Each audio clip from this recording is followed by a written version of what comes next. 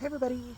So it is June 17th, so this is the 13th day, 14th day of my trip. And um I let's see, left San Francisco yesterday and traveled back across uh, California to the east end of it. And the original plan was to go to Yosemite today. And when I went on the website, the federal website to try to book a campsite in Yosemite, it said that they were all full, which has since changed because apparently for the first time since 2019, they've opened all the campsites in Yosemite, but they didn't open them until after I was making my reservations. But the website has this feature of oh, well, we don't have any campsites here, but why don't you try these other places that are nearby? And so I picked one of those. It's called Meeks Bay, and I went ahead and made a reservation, and I got here late last night, and well, not late, but got here last night, and started looking up Yosemite and all the stuff that I was gonna do, and looked up how long of a drive it was gonna be, and it turns out it's 3 hours away.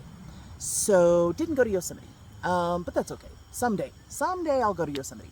And I am updating you while my dinner cooks, and it looks like my water just started to boil. So I'm gonna go ahead and take the next step here. So anyway, warm.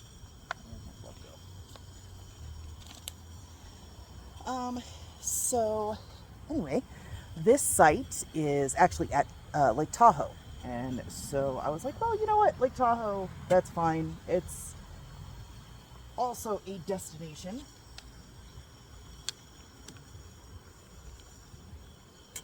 So I will go ahead and just explore Lake Tahoe. And this place is right on the lake, so there's a beach. I did not go swimming because I was just really, really tired today. And I'm kind of glad I did, because I went ahead and took a nap, and then after I got up, I went over to the beach and walked into the water, and oh my god, it was ice cold. It was so freezing cold. I would not want to put my whole body in. My feet eventually got used to it, but I think what actually happened was that they just went numb from the cold. So no swimming, but it is really pretty here. Well, for the most part. I mean, the campground itself, they've got us packed in like sardines here. Check this out.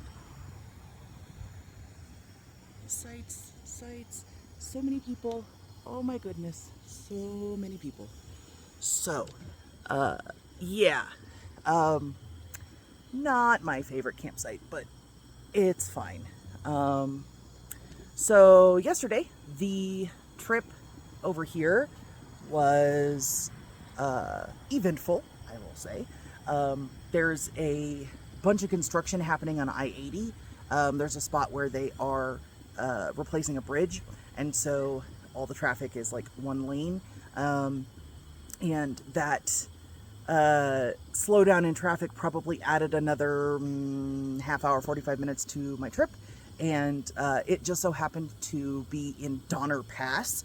And that is funny to me because, for those who don't know, Donner Pass is named after the Donner Party, where back in the 1800s, they were trying to get out to California, and they went at the wrong time of year, and they tried to go through the mountains, and they got stuck because of the snow, and some of them ended up eating each other, and most of them died. So yeah, luckily we weren't stuck that long. Nobody resorted to cannibalism, but I just thought it was funny.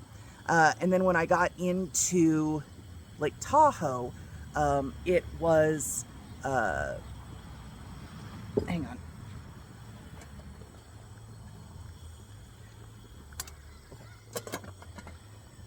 It was another traffic snarl, and this one I don't even know what they were doing, because by the time I got to the front of it, like nothing was happening.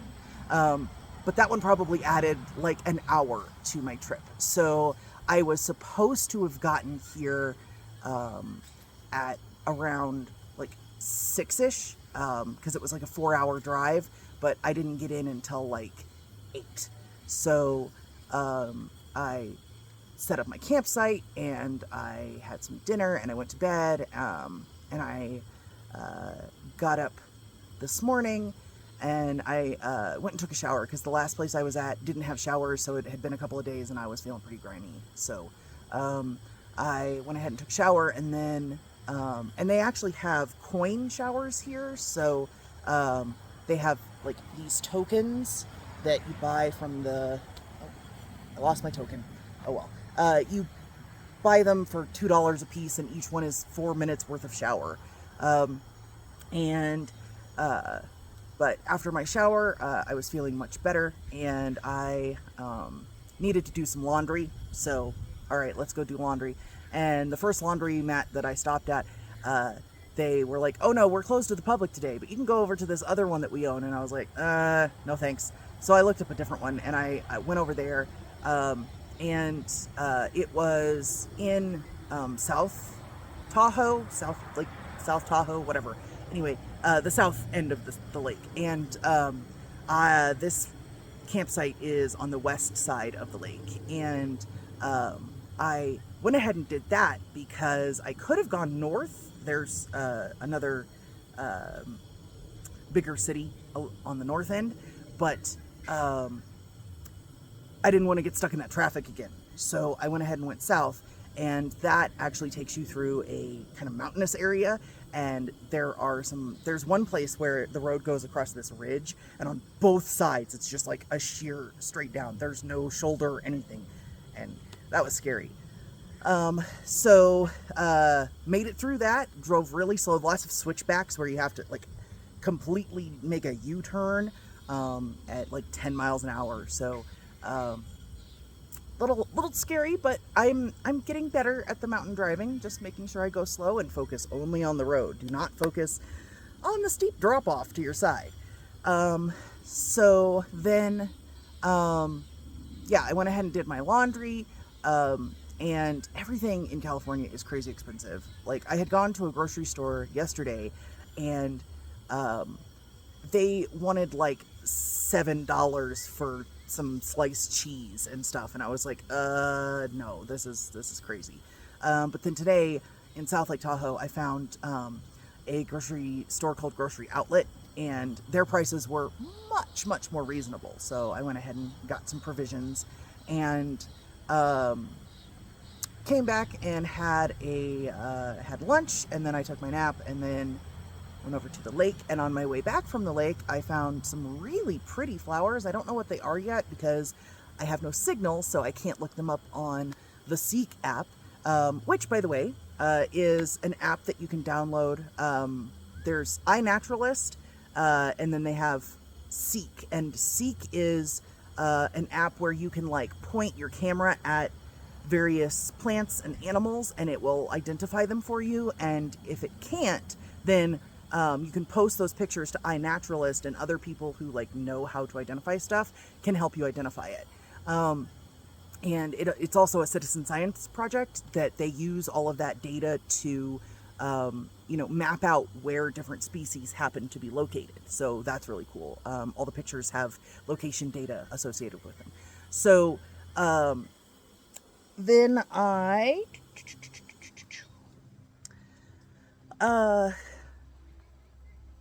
after I got the pictures of the flowers, I came on back over here, and now I am making my dinner. I am going to have some rice, which is what is in the pot, and I'm going to put this over the top of it. It's something that I found at that grocery store. Never tried it before, but we'll see if it's any good. And they had enormous avocados, 4 for $5, which was way less than what I can get them for in Galesburg. So that was cool. And this one is like perfectly ripe, so I'm excited. Love avocados. And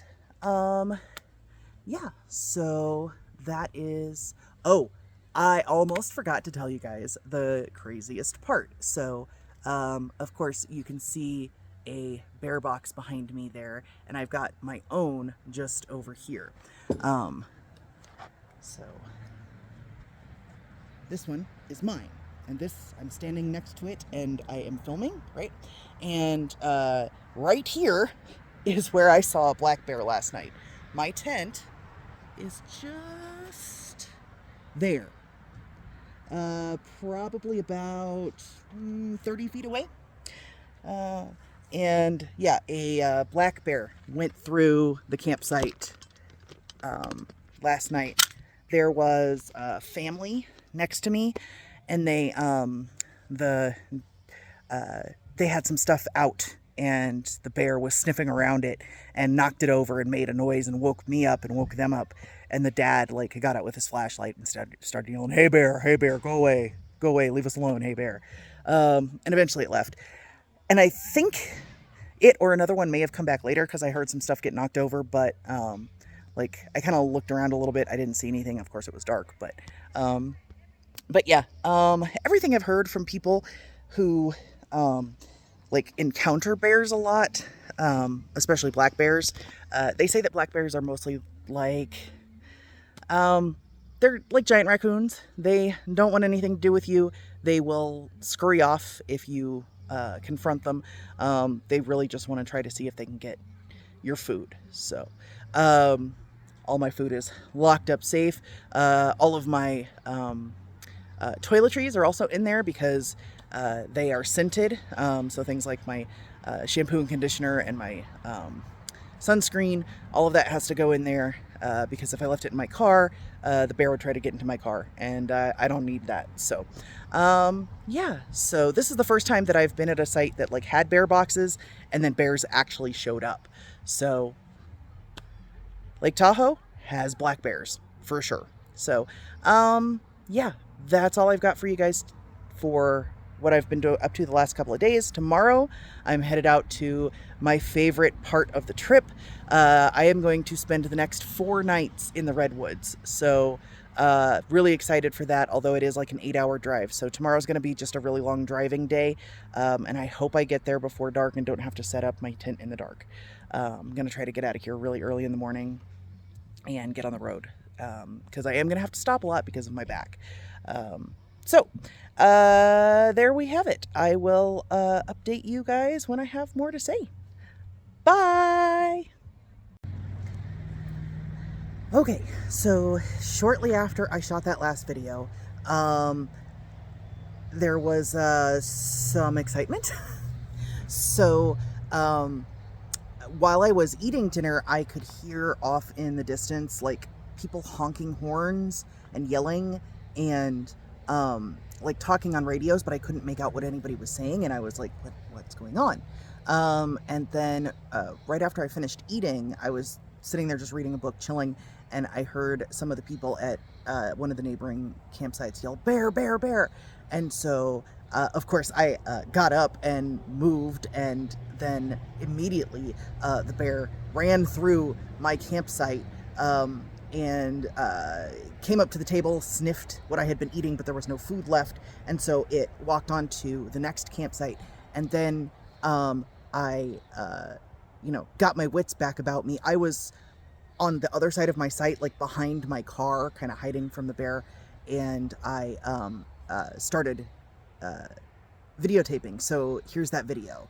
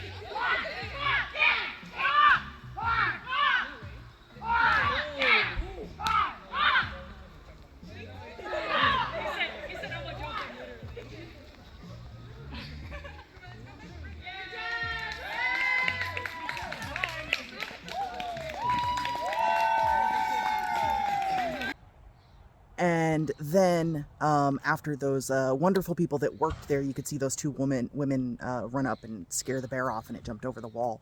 Um, they continued to chase the bear and try to get it away from the campsite as much as they could. And for probably a good hour or so, I could hear them honking and yelling and, at different places around the campsite, trying to get this bear to go away. And they said that in particular, that was a very naughty bear. And what you might not be able to tell in the video is when it went to the campsite, or that bear box that it was right by, and then it gets up on top of it, it actually stole cookies from the people that were in that campsite. That he had just gotten them out of the box and set them on top, and the bear got it and then took them up on the wall, and that's what he's like eating on top of the wall. And then so about an hour later, that same bear came running through the site again, and so of course I took off. Some of the other campers, like one of the sites right next to me, there were like, I don't know, 8 or 10 people all together at that site. And so they were like, as a mob yelling, "Get out of here, bear." But of course, I'm just me. So I was just like trying to back off and stay as far away as I could. The people in the site that were right next to me actually got in the back of their truck. They had a topper and they just kind of hid in their truck. And eventually the bear went away.